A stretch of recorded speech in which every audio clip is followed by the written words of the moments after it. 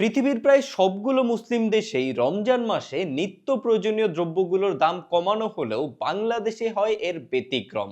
বাংলাদেশের ব্যবসায়ীরা রমজান মাস এলেই নিত্য প্রয়োজনীয় দ্রব্যগুলোর দাম কমানোর পরিবর্তে আরো বৃদ্ধি করে দেন। রমজান মাস সংযমের মাস, সহমর্মিতার মাস, দানের মাস, কিন্তু আমাদের দেশে এই মাসটাই যেন ব্যবসায়ীদের কাছে হয়ে যায় বাড়তি মুনাফার মাস। আপনি খেয়াল করলেই দেখবেন যে রমজান মাস আসার আগেই বাজারে শুরু হয় এক অদ্ভুত খেলা।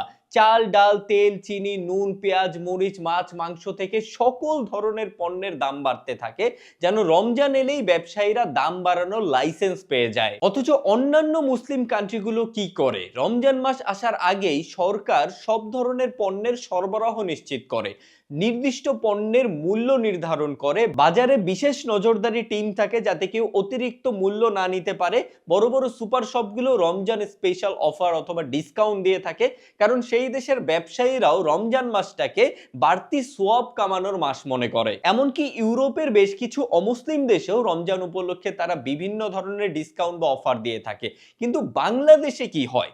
বাংলাদেশে রমজান আসার আগেই বাজারে প্রায় সকল ধরনের পণ্যের সরবরাহ বন্ধ হয়ে যায়, বাজারে সংকট দেখা দেয়, যার কারণে প্রায় সকল ধরনের পণ্যেরই দাম বেড়ে যায় এবং বাংলাদেশের সাধারণ মানুষ বাধ্য হয়ে অতিরিক্ত মূল্য দিয়ে সেই পণ্যগুলো কিনে নেয়। সব থেকে কষ্টের বিষয়টি কি জানেন? এই বাড়তি মূল্য সেই মানুষটাকে দিতে হয় যেই মানুষটা রোজা রেখে সারাদিন পরিশ্রম করে ইফতার কিংবা সেহেরির জন্য কিছু একটা কিনতে বাজারে এসেছিলেন। পৃথিবীর বাকি দেশগুলো পারলে আমাদের দেশই কেন পারে না?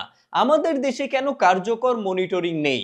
আমাদের দেশে কেন কঠোর শাস্তি নিশ্চিত করা হয় না?